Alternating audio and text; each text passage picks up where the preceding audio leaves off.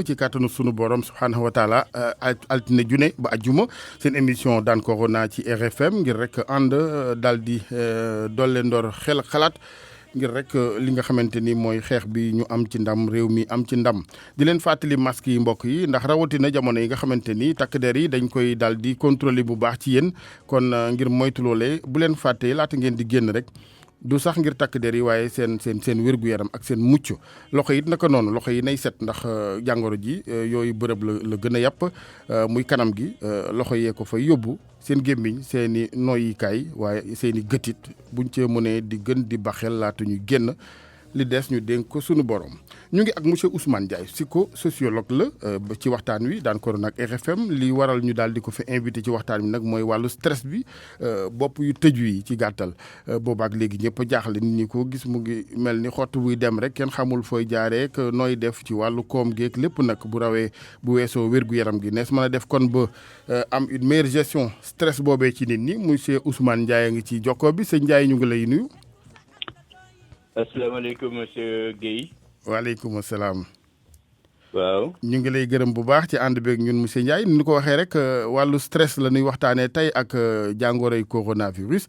stress boobee yow d'abord en tant que spécialiste ni ma la présenté sànq psychosociologue est-ce que foog nga ni ci xeex beeg jàngoro ji am na ci wet ga benn prise en charge bu baax ak gàddu gu nu gàddul nit ñi wàllu stress boobee est-ce que yow noonee nga gisee. asalaamaaleykum ñiy déglu RFM li ma mën a tontu ci laaj boobu daal mooy ne stress bi dafa yaatu.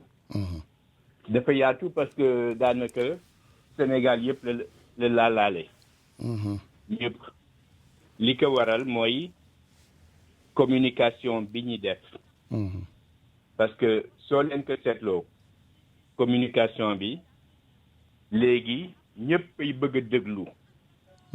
quoi parce que dañoo tiit.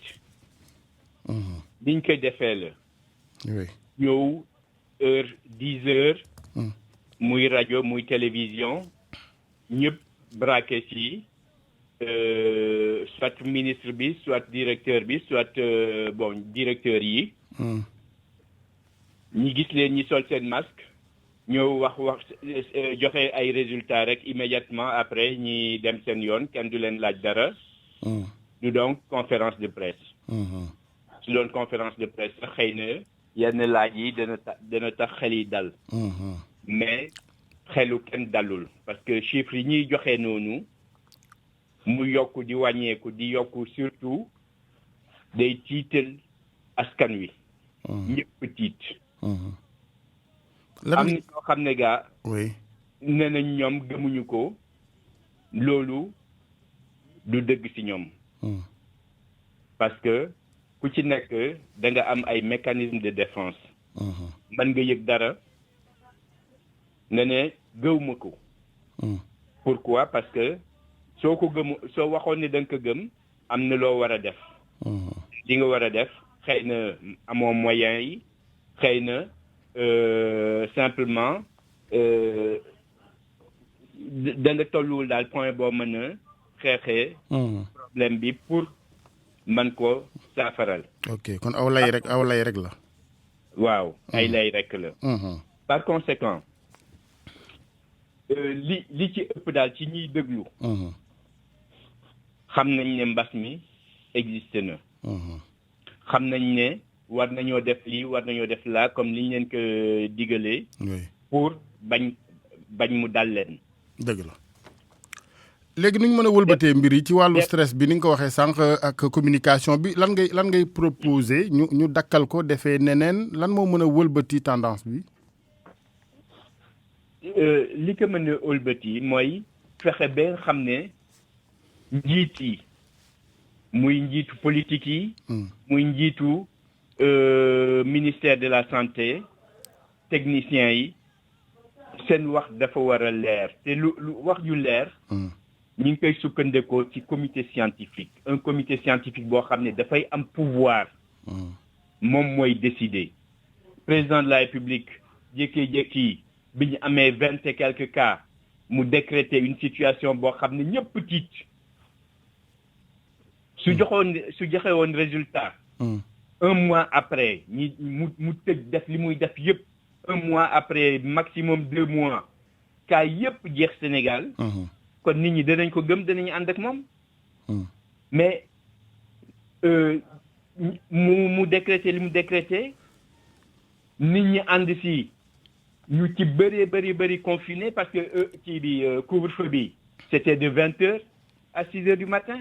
mais ñu bëri ci réew mi daaw ñu génn sax seen kër. dañu tëju seen kër toog éviter dem fenn soit suñu amul soxla bu jàmp duñu génn. nga xam ne kon ñooñu conditionné nañ seen bopp. pour mën a xeex mbas mi. ñooñu nag ils ont été très déçus parce que dem nañ ba si yàgg cas yi toll à plus de 2000 mais président de la République dellu ginnaaw complètement. sans explication. nit ñi nag waa léegi jël leen seen responsabilité. mais dafa déstabiliser ñëpp la déstabiliser ba pare nag bëgg a ubbi école yi itam en plus. non seulement ubbi na jàkk yi. ñun ñëpp ay jullit lañu xam nañ li xew jàkk yi ni mu désorganisé. parce que loolu nañ ko waxte dee rek mais désorganisation la. bon c'est ku dem jàkk ji bon léegi ku nekk da ngay yóbbaale sa sajaada mais bu njëkk bi da ngay ñëw sajaada boo xam ne depuis ay tapp yoo xam ne depuis 10 ans ma ngi fii bon c'est sûr que suñ defoon étude si suñ defoon kii test ay analyse ak yooyu ci jàkk yi seet tapp yi nu li ci nekk si feebar mais du xaaj du jeex ay microbe yi dul jeex. léegi yaa ngi wax yow ci wàllu jàngat pour jàngat quand même yow psychosociologue nga ubbi gi ànduloo ci xëy na au départ dañ ko teel a def désespéré la ñenn ñi ni nga ko waxee par contre am na ñu jàppoon ni yëf yi tëju woon na tëju goo xam ni ku jàngat penc mi xam ne cin li da nga ko doon ubbi rek wala kubéer gën a réel ubbeeku. waaw loolu ànd naa ci xam nga lu tax. parce que Sénégal dafa doon réew moo xam ne mais plus de 90% des Sénégalais c'est des pauvres. dañoo ndóol. kon nag bés bu nekk dañu war a génn borom kër yi yëpp pratiquement bés bu nekk dañu war a génn dem ci mbedd mi lijjanti ay affaire pour mën koo indi jox seen njaboot ñi lekk muy góor di jigéen. bon donc ñooñu soo leen tëjee def nga lu grave parce que amatuñu lu ñu lekk au bout d'une semaine rek déjà li ñu dencoon yëpp daanu na. rës na lekk nañ ko amatuñu dërëm. par conséquent c'est pas comme dans les pays développés nga xam ne nit ñaa ngi bon non seulement am nañu liggéey am nañu compte bancaire. am nañu carte bleue. et cetera. donc mën nañu dem def course pour 15 jours. wala 1 mois sax ñoo denc seen kër. di ci dund. mais fii ce n'est pas le cas. justement moo tax ñu waroon a dëppale xeex bi ak suñuy réalité socioculturelle. ca xëy na ci njëlbeen ñu boole leen ci yéen. mais étude boobu la ñu deful nag. laata ma ne borom xam-xam yi lañu waroon jiital. ñooñu di wax pouvoir bi.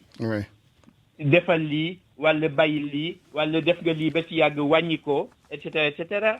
mais non c'est pas trop tard xeex bi jeexagul ndax gan gi xamaguñ kañ lay dem. xamaguñ kañ la fiy jógee nag. xamaguñu ko nag honnêtement xamaguñu ko.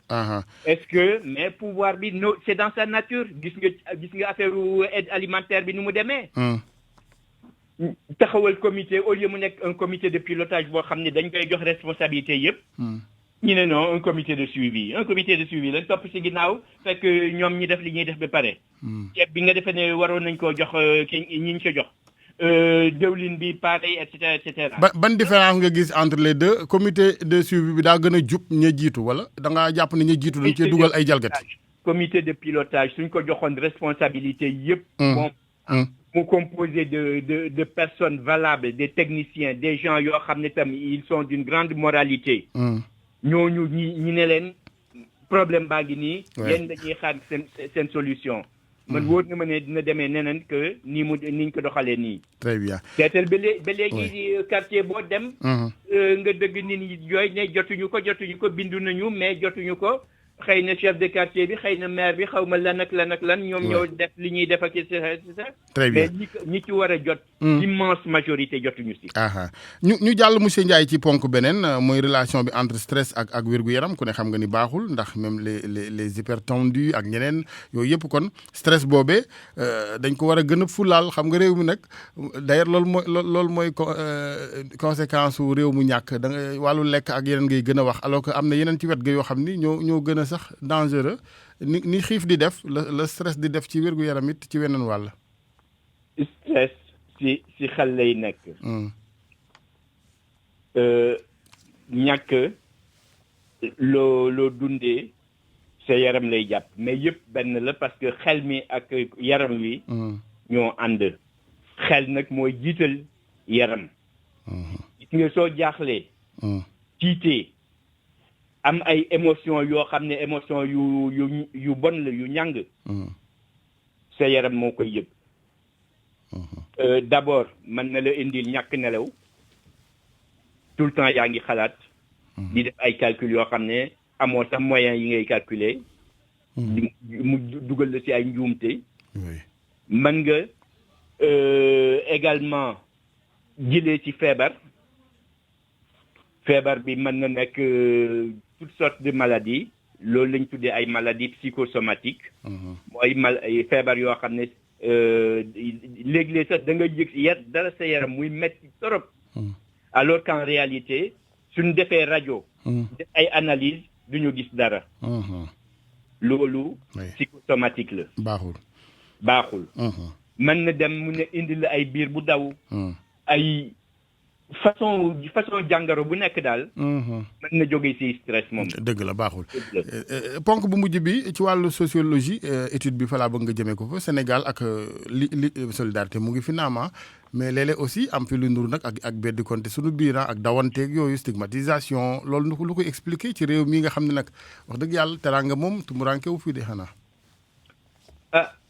teraanga tumurankewu fii loolu dëgg la mais Sénégal ba woon 19e siècle ba ci 20e siècle vers la fin wuute nag Sénégal bii ñi gis tey Sénégal ba woon ñëpp àndoon ndóol dund bi seetal salaire yi temps boobu fonctionnaire ñaata la daan am ci salaire temps wu ay 1920 1930 ba 1960 daanaka ay salaire yu ndaw la woon mais dund bi cherul il est vrai que tubaab yi dañ daan jëlee ceeb Indochine indil ñu ko ceeb bi nga xam ne kii fas yi yeeg mbaam xuux yi moom la ñuy lekk foofu ñu indil ñu ko saaku 100 kilos bi ñu jaayee la ko ay 2000 3000 francs indi ñu ko si kër yi ñi ciy lekk bu baax jën bëri na fi gerte fii la dëwlin bi et cetera ñuy defar suñu ceebu jën ak suñu yeneen togg yi et cetera mais en tout cas daan nañ lekk ba suur bon mais léegi demeetul noonu léegi on est presque à 16 millions d'habitants jógee nañu si à peu près 3-5 millions nekk dem ba léegi ay 16 millions benn ñaareel bi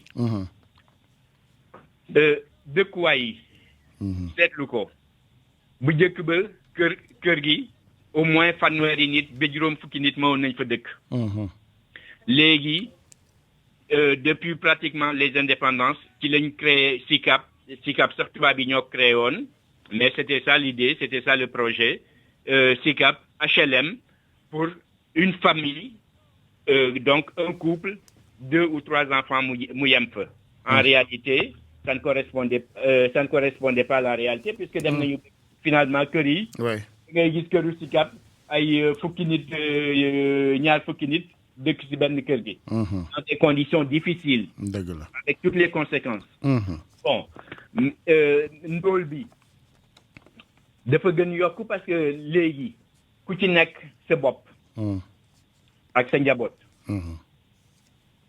Sénégal nekk réew moo xam ne fondamentalement changé wul parce que tubaab yi exploitation bi ñu daan def ñi ngi continuer di ko def donc di jël suñuy matière première yëpp di ko yóbbu di ko liggéey seen réew ñoom ñi am liggéey am alal et cetera ñun ñi continuer ci ndóol bi bon kii boobu soo ko seetloo ñi fi nekk ay njiit politiciens yeeg yooyu ànd ak tubaab yi di noot waa réew mi mais ñoom ruusit yi ñoom ñoo koy jël séddoo ko peuple bi lan lay jëriñ lan lay dundee loolu laa tax dóorante bi ci biir peuple bi dañuy dóorante di di faddante di defante lu nekk mettit yu nekk ñu ngi koy def suñu biir parce que ku nekk bëgg nga survivre ku ne bëgg nga mucc am dara dëgg la te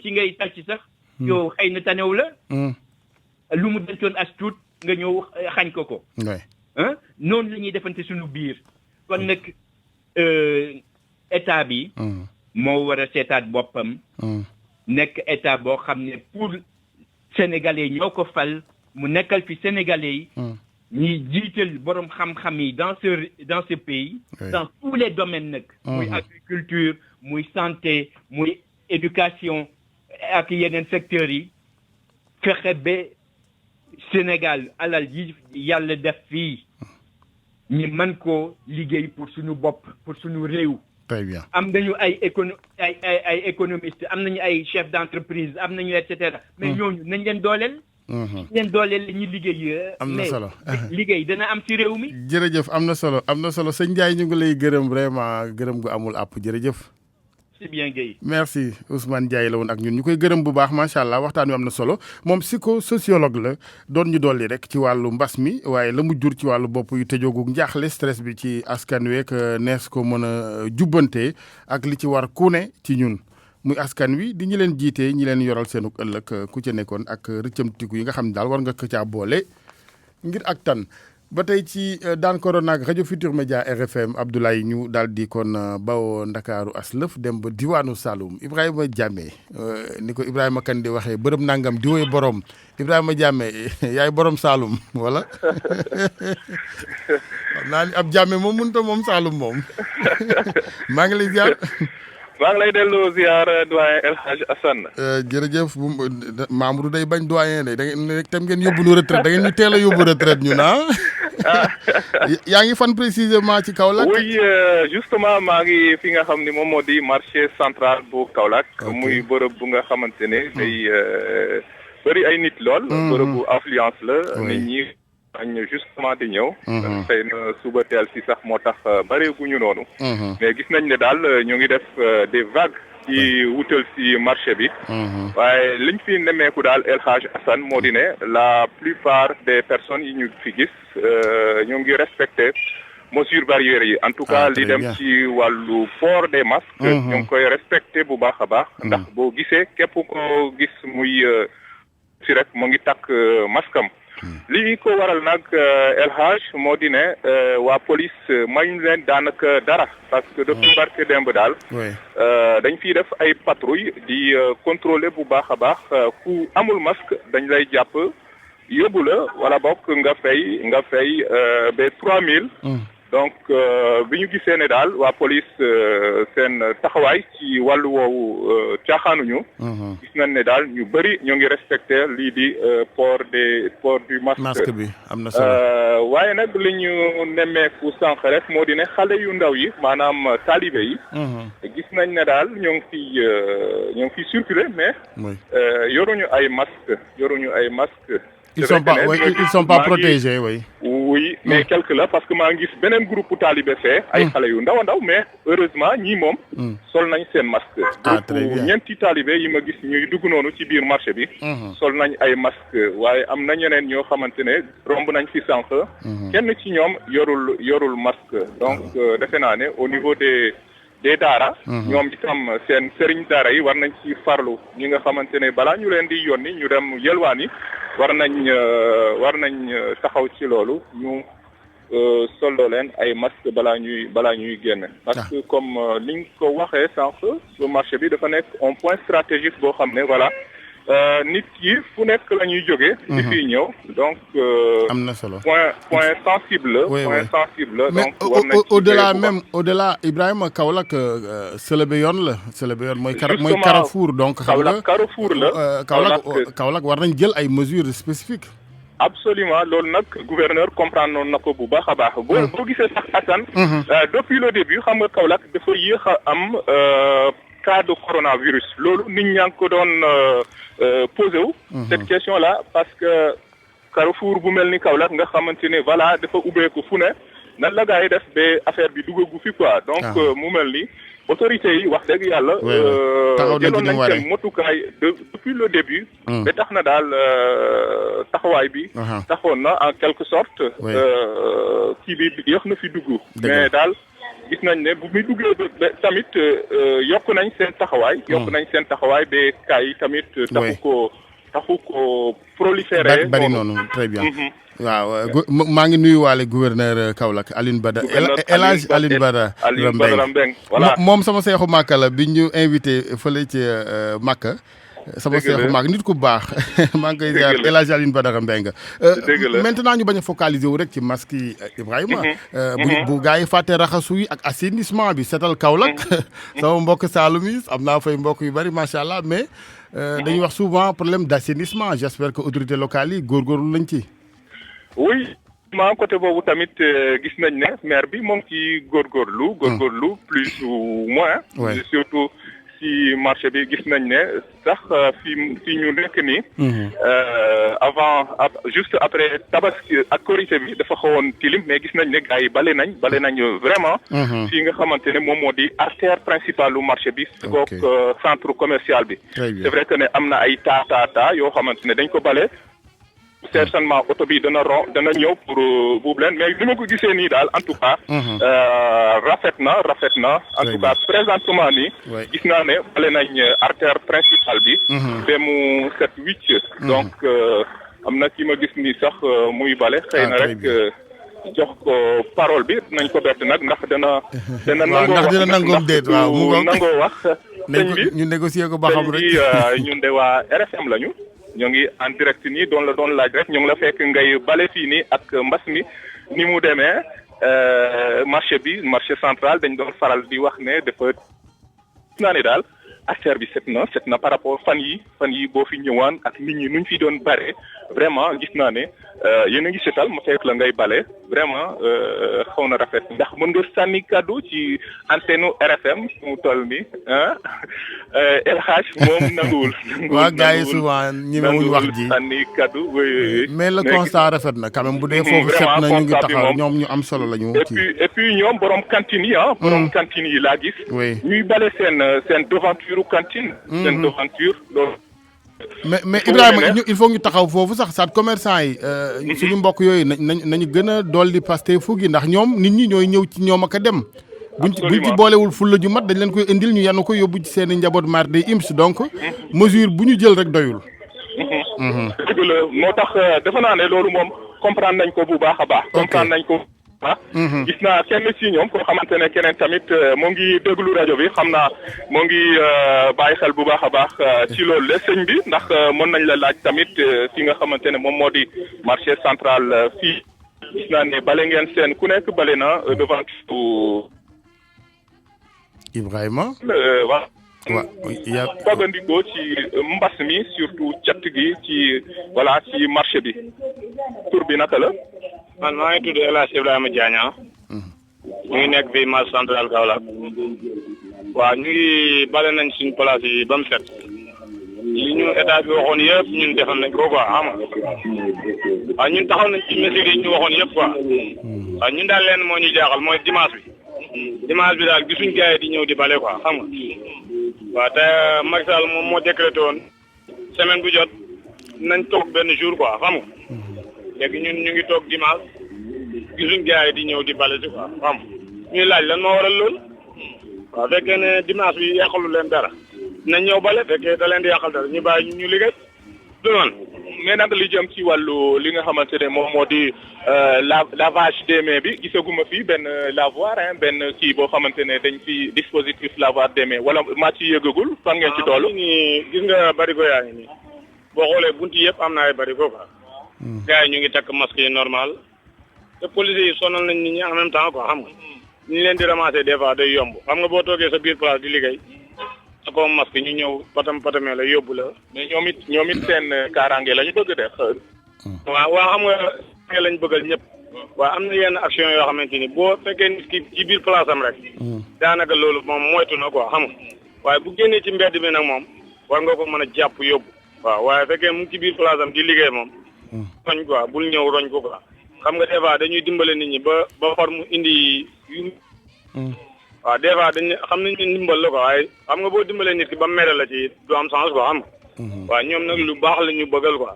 wax dëgg Kaolack moom amuñ problème Kaolack moom ku ñu joteel rek yaa leen tooñ parce que ñoom muñ cal lañ buñ fippoo rek am na lu tax quoi. mais ngeen gën a góorgóorlu ci mbas mi xam naa ne mbas mi rek ko waral quoi. waaw ñun tey ñu ngi góorgóorlu di waslu di ànd ak gars yi ànd ak yéen ñi di déglu ñu ngi leen di déglu toujours quoi xam nga waaw ñun moom ñu ngi góorgóorlu lépp lu ngeen di wax rek ñu ngi ci quoi xam nga wax dëgg ñu ngi góorgóorlu baax a baax daal ñu ngi seen ginnaaw xam nga lu ngeen ñu wax rek danañ ñu ngi ci kawam quoi xam nga. jërëjëf kon sëñ bi. Ibrahima jërëjëf waaw macha allah Ibrahima am na solo. xam naa damay jàll ci sa mbokku séeréer ba fële ca Bambey Babacar. vraiment ñu ngi félicité waa Kaolack ak marché bi li nu dégg dal na xel. xam naa dañu war a organiser sax benn compétition nationale RFM a koy def dañ ko idée bi nag xalaatu professeur Djibril Diakhaté la moom Grand Yoff la ko yemale. pour le moment ñun dañ koy def compétition nationale ñu xool ban dëkk moo gën a góorgóorlu ci cet gi. boobu dana am solo parce que justement déggoon na professeur Djibi Diakhaté mu ciy wax. mais gis naa ne daal Kaolack. depuis le départ am na ay ASC yoo xamante ne am na benn bu ñuy wax Kaolack nouvelle vision. waaw moom amoon na déjà projet. bu Youssef Benjeloun Ahmed Youssef Benjeloun sama rak sama xarit. tout à fait moom amoon na benn programme bu mel noonu réunir les ASC. pour ñu def compétition quartier bi gën a set ASC bi gën a en tout cas farlu ci wàllu setal quartier bi. gis nañu ne daal moom tàmbali woon na ko. donc un sociologue bu ñëwee. confirmer ko conforter ko dans ce programme là vraiment c'était intéressant. macha allah am nañ tamit xanaa ñu jox parole rek. suñu benn doyen boo xamante ne moom it day def lu am solo ci fi nga xamante ne moom moo di marché bi. ci wàllu set ci wàllu défendre les intérêts du marché. Aliou Cissé. donc noo gisee mbas mi fii nii ak ni gars yi taxawoo pour mën a en tout cas xeex mbas mi ci marché bi. waaw Ibrahima maa ngi nuyu ñëpp li ma bëgg wax foofu rek mooy.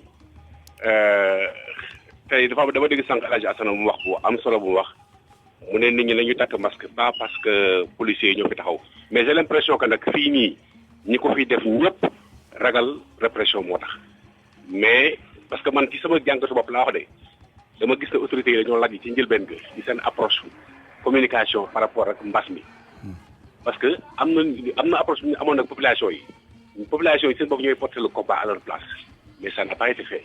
dañoo commencé ak mesures yoo xam ne les gens ont trouvé que c'était extrême muy loo xam ne luñu bu fekkante ne ci xel la tegu rek mesures yooyu ci xel la tegu rek waroon nañu mën a am toog wax ak nit ñi parce que ñoom dañuy nekk ci un niveau d'information boo xam ne xëy na population bi duñu ko am mais donc loolu soo ko xamee nga teg mesure boo xam ne les gens ne comprennent pas ñëpp yóoxu amal grandeur bu leen nga taxaw nga ne attention lii ak lii moo tax ñu def ko mais soo ko deful nga xëy teg ay mesures yoo xam ne nii jàpp nañu da ngeen toroxal mais dina ma jaaxal loolu nga dem ba fexe adoré la leen ci li nga xam ne mooy problème bi.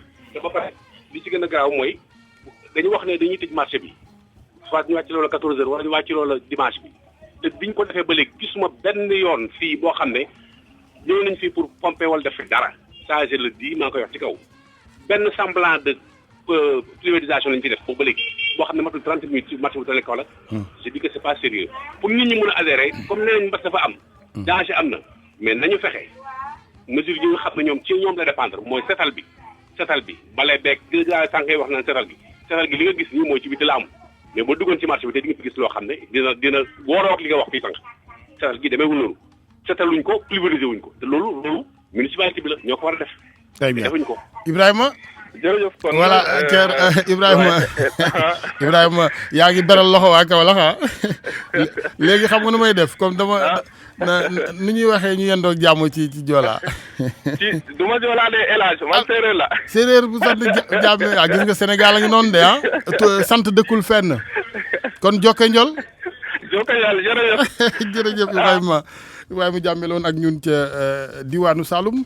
ñu fekki mbokkam séeréer Babacar Diouf bul ma wax ni wolof nga nag de wala sant dëkkul fenn Diouf moom dëkk Bambey loo ci teg de mais Babacar sa mbokk séeréer bi sànq yàq na seen der ak ci kanamu alpulaar yi ndax moom macaroni bi la doon taasul. waaw doy na waar maire bi dafa rees ba nga xamante ni. mais loolu mooy kenn mënu ko muñ. loolay Sénégal nit ñi bu ñu amee lu ñu suturloo rek li ci des ñu wuti ko mais nag problème bi mooy nit ñi dañ leen a nit ñi reprend Babacar y avait une coupure nit ñi. ma ne nit ñi dañ leen a xooxal ba ñu sonn nag. moo tax mu demee noonu. parce que mbas mi ba mu duggee léegi.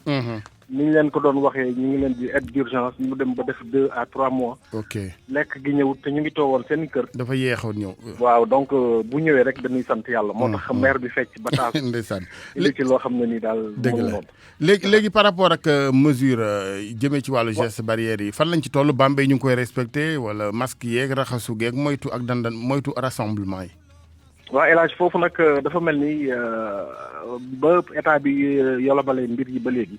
dafa mel ni daal nit ñi dañoo yolomal seen bopp ñoom itamit. parce que boo doon dugg ci marché yi marché Ndoumbé Diop ba ci Diourbel mu di marché bu Bambey bi nga xamante ni moo am na yoon ay lavoir yoo xam ne dañ ko ci tegoon.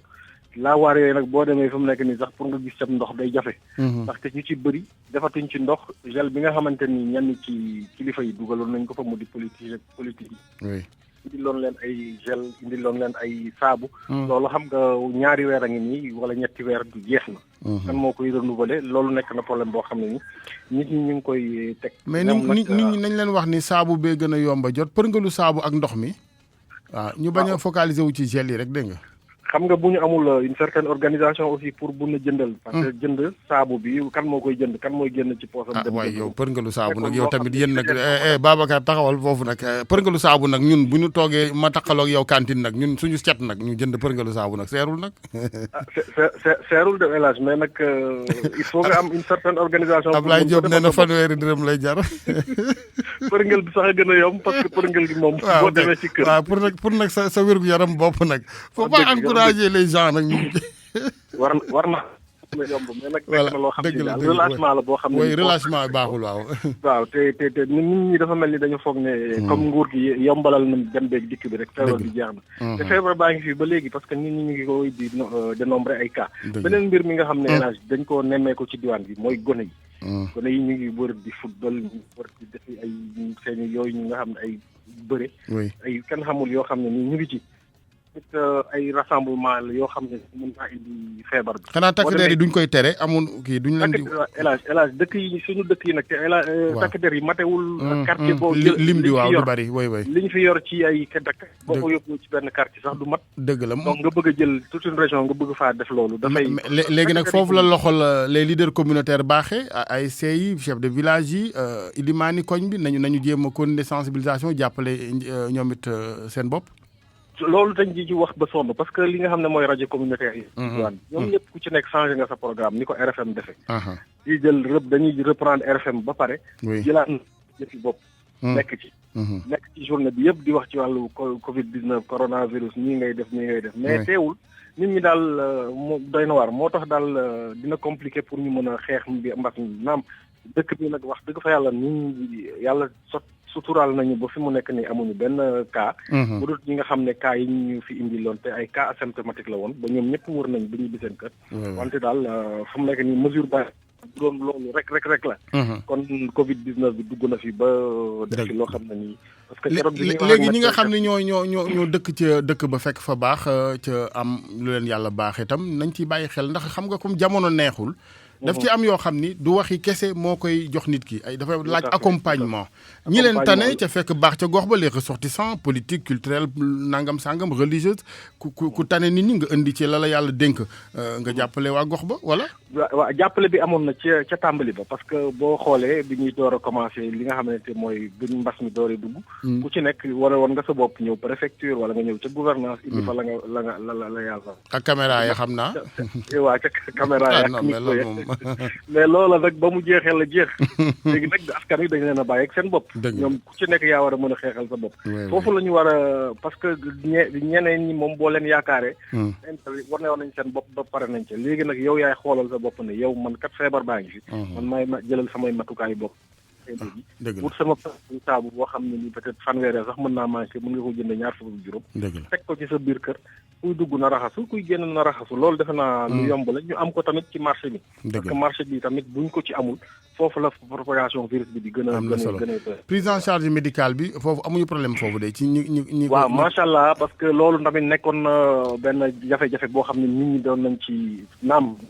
bu ñu am fii parce que Diourbel moo ko amagum ñaari cas te cas bu ñu fi am dañ ko yóbbu Touba Mbacké parce que foofu tamit ñoom ñoo njëkk a am virus bi ñoom xam nañ ko mais détection bi gars yi ñu ngi ciy def liggéey bu am solo docteur médecin chef département yi ñoom ñu ngi ciy def lépp li nga xamante ni moom lañ mën ba ñaari cas yi nga xam ne ci Diourbel jotoon nañ ko faa gis fexe nañ isolé leen ba comptabilité ñu bëri parce que benn cas bi fi nga xamante ni moo nekkoon cas importé la woon jógee Touba ñëw Diourbel boobu indi woon wàllu ko doomam bu jigéen dañ leen jëlee ñoom tamit Touba lañ leen yóbbu keneen ki nga xamante ni moom moo ko indiwaat Diourbel tamit jëlaat nañ leen ko yóbbu ci Bambey tamit loolu lañ fiy def ñi nga xamante ni ñoom ñoo nekkoon personnel de santé bi loolu moo gënoon tax sax askan wi ñi passé ñu yëkkati woon seen kàddu ne du ñu nangu ñu indil leen ñoo xam ne nii dañoo am virus bi te nekk ay cas asymptomatique parce que wóolu wuñu woon ne personnel médical bi nga xamante ni moo nekk santé bi bu ñu jëmee saafonteeg feebar ñooñu am feebar bi bu ñu ñëwaatee dañ koy wàll askan bi macha allah loolu am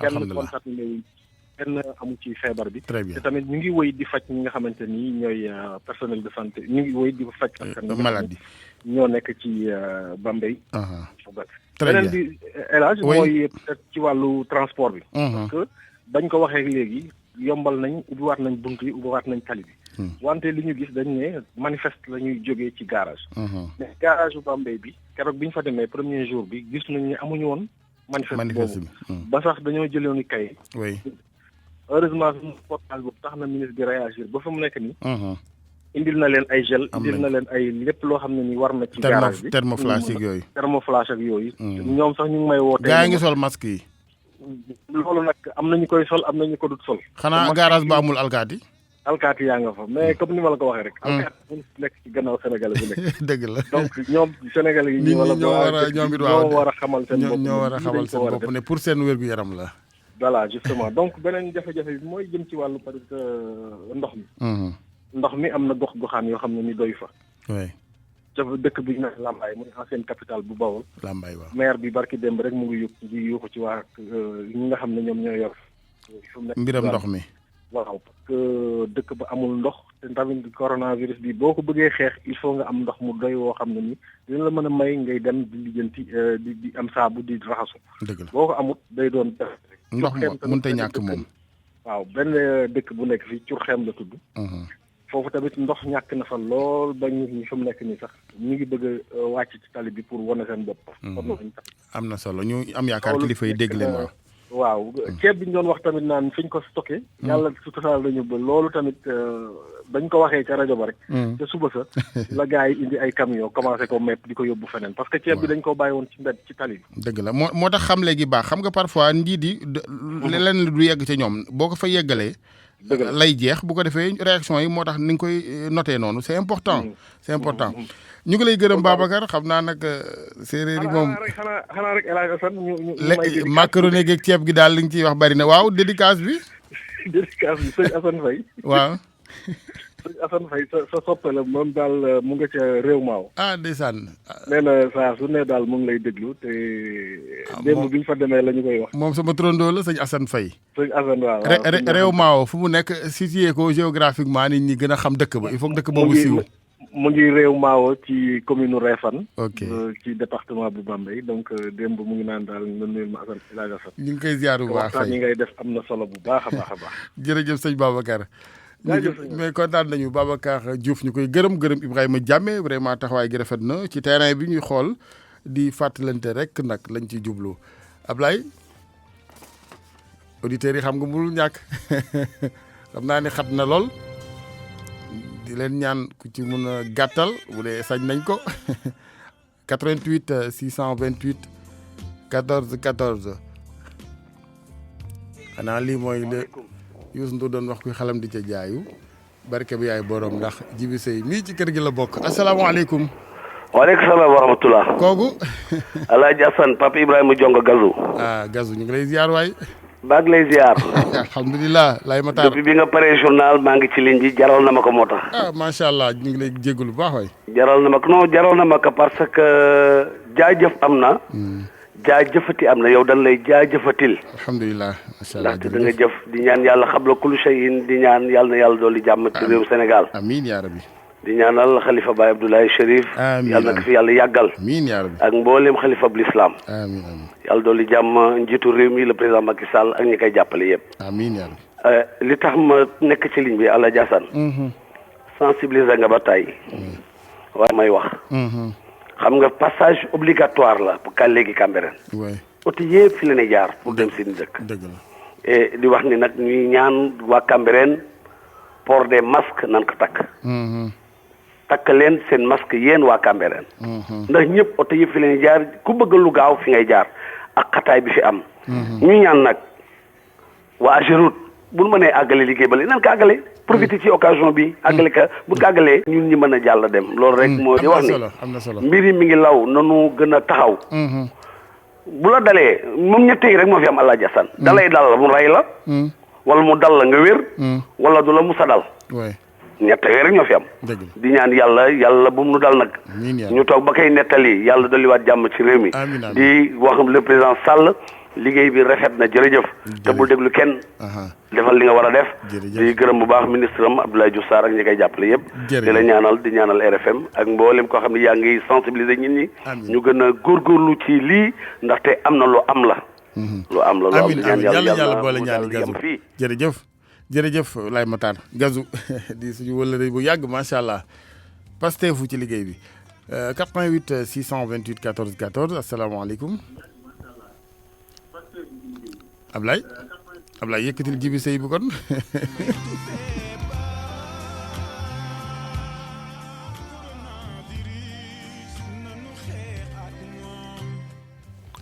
woy wi neex na de bu tax coronavirus bëgg sa woy woowu ba toog Jibi ñu daal di continuer rek wecc konte bi ak pencoo gi ngir Sénégal asalaamaaleykum.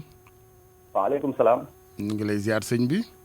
Alaaji Assane ñu ngi lay ziar bu baax de. jërëjëf waay yàlla na nga ziar. ñu ngi lay ñaanal bu baax saa su ne nag. yàlla nañ ko yàlla boole jërëjëf. vraiment dañu am kontaan ci yow moo tax ñuy woote. ndeysaan jërëjëf. xëy na ñun ay ndaw lañu ay jeunes lañu ñu ngi woote fii ci réew Maawo. réew Maawo. man la Omar Faye réew Maawo. ndeysaan macha allah. kooku la doon wax loolu mooy sama papa la. Faye ndeysaan sëñ Assane. sama papa la ku la bëgg la. ndeysaan maa ngi koy ziar bu baax. saa su ne su ma yeewoo balaa ma yeewoo rajo bi laay njëkk a déglu mu lay tudd naan déglu sëñ Assane. ndeysaan jërëjëf. ndeysaan ku la bëgg la soppee bu la bëgg la. jërëjëf Faye. Alaaji Assane ñu ngi lay ziar bu baax a baax a baax. yàlla na ko ziar. di la ñaanal jàmm ak xiwal. amiin. vraiment am nañu kontaan bu baax xëy na ay ndaw lañu mais affaire bi sonaloon nañu trop mais station bi mën nañu ne RFM vraiment suyee ci lu bari bari wàcc ci lu bëree bëri. très bien jërëjëf. ndax ñun saa bu ñu yeewoo dañu koy déglu bu baax a baax. ndax vraiment lii rek moo am solo ci dëkk. dëgg la. képp ku mu doon ngay gën rek li la askan wi soxlaam mooy di yeete. dëgg la. yeete bi nga yeete nag dafa am solo lu muy suyee ci mag ñi ndaw ñi ñëpp moo tax ñu bari sopp la. ku ne bay sa bay waaram rek. wallaay yow bay nga sa waar moom vraiment bay nga sa waar moom. jërëjëf Faye jërëjëf. ndax depuis feebar bi duggee ci réew mi ba léegi mën naa ne presque temps amu ngeen ko. chaque jour yi na ngi ci sensibiliser nit ñi ni ñuy doxee ak ni ñuy waxee ak ni ñuy dox ak ni ñuy moytoo. dëgg la dëgg la. loolu am na solo trop. jërëjëf. li ñuy wax ci set gi nag dara gënu ko ci ndax set moom dañuy wax sax avant lii di am sax set dafa war a am ndax jaamu yàlla mën taam ba set amul. dëgg la. doomu aadama yi war na ji wala jaamaarloo borom bi jaamu yàlla rek war na set bu ñaane yàlla nangu. te suñu mag ñi wax ni leen di wax naan ndab balaa neex a def ñam day set wicc vraiment pour ñu tiim ko di ko jëfandikoo day set ñu mën ko xamee pour jëfandikoo mu mën a am ay tànneef yu ci mën a jóge dem ci doomu aadama ay yu bari ci yaramam présentable lu am solo la macha allah kon loolu am na solo trop merci sëñ Omar vraiment ñu ngi leen di ñaanal bu baax a baax kontaan nañu yàlla boole ñaan yëpp ñu ngi lay Touba réew Maawo Omar jërëjëf waa Touba réew Maawo yëpp ñu ngi leen di ziar di leen ñaanal jàmm di ko sàkku ci ñëpp nag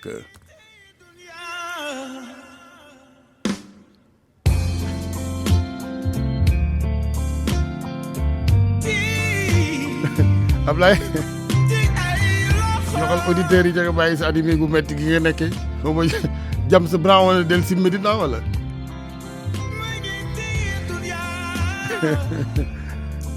ay ca ñu gërëm Omar Faye ni mu ko waxee temps bu bari nag ci sensibilisation bi njaay mi wàññeeku na loolu ñu ngi gërëm son excellence ndax yëkkati na ndimbal jëmee ci entreprise yi de presse bu doolee ñu jël Ablaye wala